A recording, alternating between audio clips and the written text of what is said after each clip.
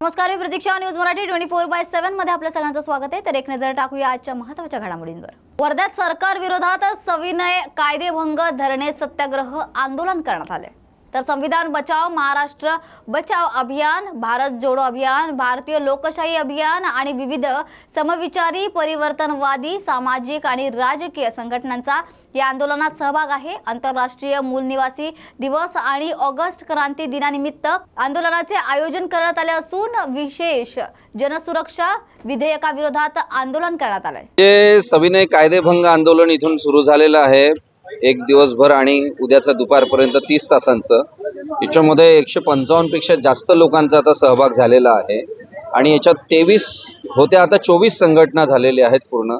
म्हणजे महाविकास आघाडीमध्ये असणारे, त्यासोबतच भारत जोडो अभियान, महाराष्ट्र बचाव अभियान, भारतीय लोकशाही अभियानच्या अंतर्गत सर्व पक्ष संघटना आहेत आणि त्या पक्ष संघटनेचे प्रमुख नेते आणि कार्यकर्ते याच्यामध्ये जिल्हाभरातून इथे सहभागी झालेले आहेत. सकाळच्या वेळी मुद्दाम आम्ही ही आंदोलन सुरू करायच्या आधी संविधान जनजागृती रॅली घेतली आणि त्यात आपण पाहिलं असेल की मोठ्या प्रमाणामध्ये शेकडोंच्या संख्येने उत्स्फूर्तपणे लोक आलेले आहेत. सकाळची वेळ असूनही, पावसाचं वातावरण असूनही लोकांनी 24 तास इथे राहण्याचं शब्द दिलेला आहे आणि लोक इथे थांबून आहेत. आणि दिवसभर आणि उद्या दुपारपर्यंत चालणाऱ्या या आंदोलनामध्ये आम्ही हे जे राज्य सरकार आणि मुख्यतः फडणवीस आणि भारतीय जनता पार्टी यांनी जे अधिनियम आणण्याचा, म्हणजे यांनी सांगितलं पण होतं की केंद्र सरकारचे जे मोदी आणि शहा यांनी पण अशा प्रकारचे कायदे करण्यासाठी राज्य सरकारला प्रभावित करत आहे किंवा त्यांच्यावर प्रेशराईज करत आहे.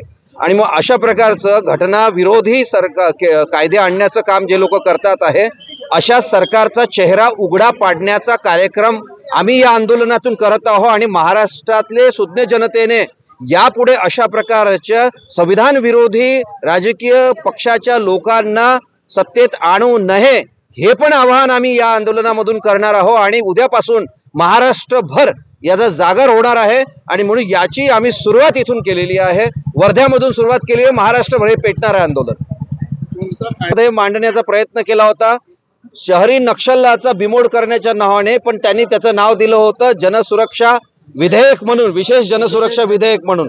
आणि म्हणून या अधिनियमाला विरोधी पार्टीच्या लोकांनी जबरदस्त विरोध केल्यामुळे ते विफगत आहेत, थंड बसत्यात आहे. पण यांचं जर सरकार पुन्हा आलं ऑक्टोबरच्या नंतर, तर हे आमच्या छातीवर लोकांच्या, या महाराष्ट्रातल्या 12 कोटीपेक्षा जास्त लोक आहेत, त्यांना हे प्रभावित करणार आहे. म्हणून या 12 कोटी लोकांना आम्ही सचेत करतोय की अशा लोकांच्या पासून, जे लोक आपले घटनेने दिलेल्या अधिकारांपासून तुम्हाला वंचित करणार आहे, त्या लोकांना इथून बेदखल करण्याचा कार्यक्रम आपण केला पाहिजे पुढच्या येणाऱ्या दिवसांमध्ये.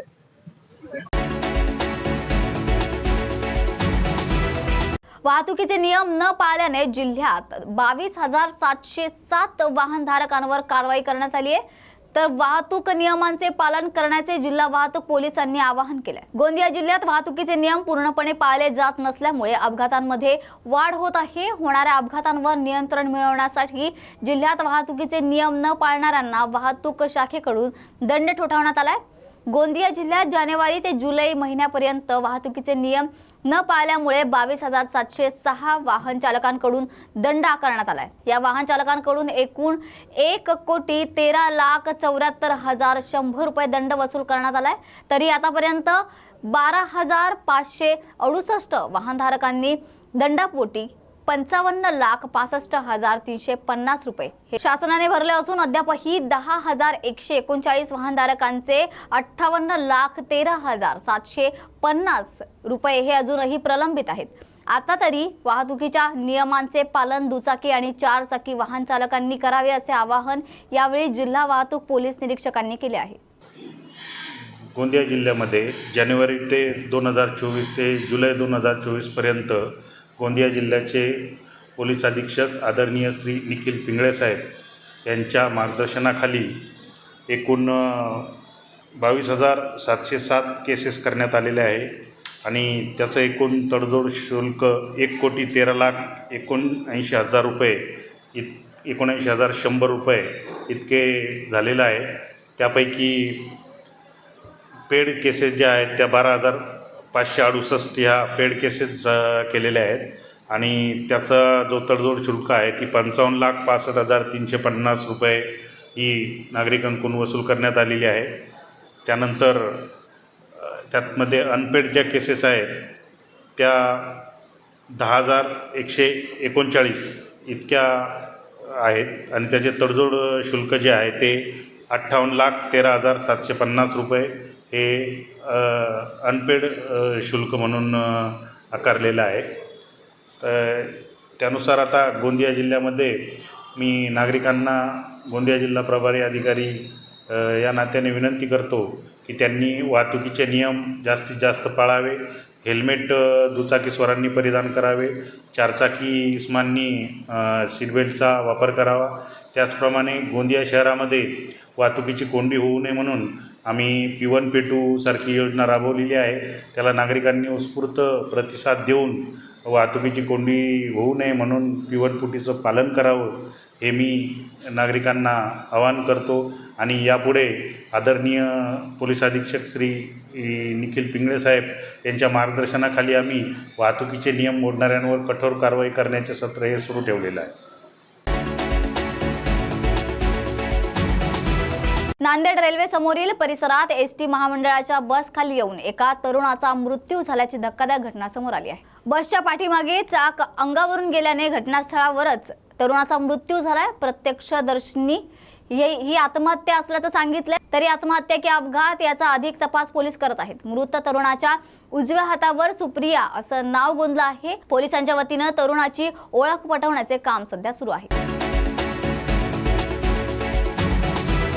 लोकांचे प्रश्न सोडवण्यासाठी आम्ही कटिबद्ध आहोत असं वक्तव्य बाळा नांदगावकर यांनी केलं. त्याचबरोबर बाळासाहेबांनी जे रोपटे लावले होते तेच मोठे झाले आहे. त्यांनी विधानसभेत मला महानगरपालिकेत पाठवलं होतं. राज ठाकरे यांनी मला आणि दिलीप धोत्रे यांना पहिली उमेदवारी दिली आणि म्हणूनच आम्ही बाळासाहेबांचे आशीर्वाद घेण्यासाठी आलो आहोत. आम्हाला 1995ची निवडणूक आठवते. लोकांचे प्रश्न सोडवण्यासाठी आम्ही कटिबद्ध आहोत. मी प्रामाणिकपणे काम करेन असं आश्वासनही त्यांनी यावेळी दिले. बाळासाहेबांनी रोपटे लावलं होतं तेच रोपटे आज त्यांनी विधानसभेत महानगरपालिकेत मला पाठवलं होतं आणि पुन्हा एकदा त्यांचीच खऱ्या अर्थाने राज ठाकरे साहेबांनी मला आणि दिलीप धोत्रे यांना उमेदवारी दिली आणि म्हणूनच आम्ही बाळासाहेबांच्या चरणी नतमस्तक होण्यासाठी, कृतज्ञ होण्यासाठी आणि त्यांचा आशीर्वाद घेण्यासाठी आलो. भावना मनामध्ये खूप आहेत. मला 95ची निवडणूक आठवते. बाळासाहेबांनी दिलेला मला आशीर्वाद आठवतोय. बाळासाहेबांनी दिलेला मला आशीर्वाद आठवतोय. बाळासाहेबांच्या इथे जाऊन अभिवादन वंदन करून आलो आणि आता बाळासाहेबांनी अभिवादन करायला वंदन करायला आलो आणि त्याच्यामुळे भावना खूप मोठ्या आहेत. अंतःकरणात आहे, श्रद्धेच्या भावना आहेत, प्रामाणिकपणाच्या भावना आहेत आणि बाळासाहेबांचे ऋण हे जोपर्यंत आमच्या श्वासात श्वास आहे तोपर्यंत आम्ही त्यांची ऋण कधीही फेडू शकत नाही.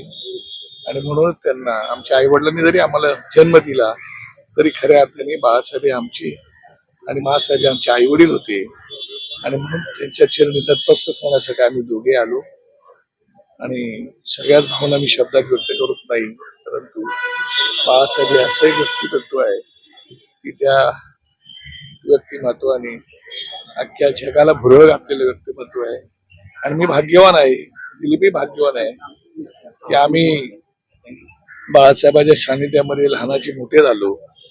बाळासाहेबांनी आम्हाला घडवलं आणि म्हणून बाळासाहेबांच्या चरणी नतमस्तक होण्यासाठी आलो. आज बाळासाहेबांची आठवण खूप येते, कारण बाळासाहेब असते तर हे झालं पण नसतं, पण झालं आता त्याला काही इलाज नाही. आणि म्हणून बाळासाहेबांच्या चरणी अभिवादन करण्यासाठी मुद्दाम या ठिकाणी आलो.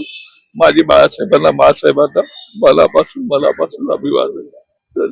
शिवडी मतदारसंघ खरं तर जिथून तुम्हाला उमेदवारी द्याल तो शिवसेनेचा बालेकिल्ला आहे. वर्षानुवर्ष त्या ठिकाणी शिवसेनेचे आमदार जिंकून येत आहेत. तुम्ही जेव्हा होता त्याही वेळेला तुम्ही जिंकून आलेला होता, परंतु आता मात्र दुसऱ्या पक्षात असल्यामुळे दुसरी लोक जिंकून येतात. या वेळेला कशी असेल या भागातली लढत आणि लोक तुमच्या पाठीशी उभे राहतील का? मला पूर्ण खात्री आहे. मी गेले 10 वर्षापूर्वी 2009ला मी ज्यावेळेला आमदार म्हणून त्या मतदारसंघातील लोकांनी जनतेने माझ्यावर विश्वास टाकला होता, त्याला मी खूप प्रामाणिकपणे त्यांची सेवाही केली होती आणि कामही केली होती आणि मी खूप मोठे मोठे प्रकल्प त्या ठिकाणी आणले होते. दुर्दैवाने त्या ठिकाणी त्यावेळेला आमच्याच शिवसेनेच्या लोकांनी चांगल्या चांगल्या गोष्टींना विरोध केल्यामुळे मला ते काम पैसे निधी 15-20 कोटी रुपये आणलेले परत गेले.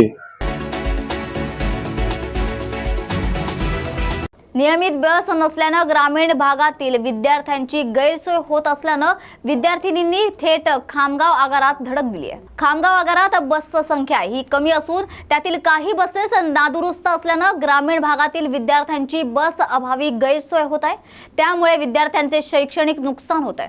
तर खामगाव बसस्थानकातून डोरप गावासाठी सुटणारी बस फेरी ही नियमित येत नाही. त्यामुळे विद्यार्थिनींना शाळेपर्यंत 6 किलोमीटर अंतरावर पायी प्रवास करावा लागतो. आज संतप्त विद्यार्थिनींनी खामगाव आगारात धडक दिली. बस फेरी वेळेवर सोडण्यात यावी आणि कोकरे विद्यालय ते ढोरपगाव पर्यंत बस नेण्यात यावी अशी मागणी तालुक्यातील ढोरपगाव, काळेगाव, पिंजराजा येथील विद्यार्थिनींनी आगार प्रमुखांना केली आहे.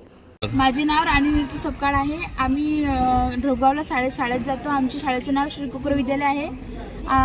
आमची सकाळची बस वडजी भेंडीला जाते आणि आम्हाला शाळेपर्यंत सोडून देत नाही. आम्हाला बसस्टँडपर्यंत सोडून देते. आमची बसस्टँडपर्यंतची शाळा 1-2 किलोमीटर आहे. तिथून आम्हाला तिथून पायी जाणं पडते. संध्याकाळची बस येत नाही. आम्हाला 6 किलोमीटर पायी जाणं पडतं. याच्या आधी बस येत होती का? हां, येत होती आणि शाळेपर्यंत जात होती. केव्हापासून हा समस्या आहे तुम्हाला? 15 दिवस झाले. माझे नाव विशाखा जितेंद्र इंगळे आहे. मी भालेगावची राहणारी आहे. मी ढोरगावला अपडाऊन करते. माझ्या शाळेचे नाव श्री कोकरे विद्यालय आहे. आमच्या पाठवर भालेगाव ते श्री कोकरे विद्यालयापर्यंतचा प्रवास आहे लिहिलेला, पण आम्हाला ते ढोरगावपर्यंत सोडून देते आणि कंडक्टर आम्हाला बोलतात की तुम्ही क्लास बंद करतो असं तसं काय धमकी देत राहता आम्हाला. केव्हापासून ही समस्या तुम्हाला? 15 दिवस झाले ही समस्या आम्हाला चालू झालेली आहे आणि आमची बस आहे ना वरजीला चालली जाते. सकाळची बस कधी येते? सकाळची बस 9:30 येते आणि कोकरी ढोरगावपर्यंत सोडून देते. ढोरगावपासून ती बस वरजीला जाते. वरजीचे विद्यार्थी घेऊन खामगावला चालली जाते. म्हणजे आम्हाला पायी जाणं. आणि सायंकाळची काय समस्या आहे तुमची? संध्याकाळी येतच नाही बस. म्हणजे 5चा टाइम आहे पण ते 7ला येते आणि म्हणजे आम्ही 6 किलोमीटर मग पायदल येतो.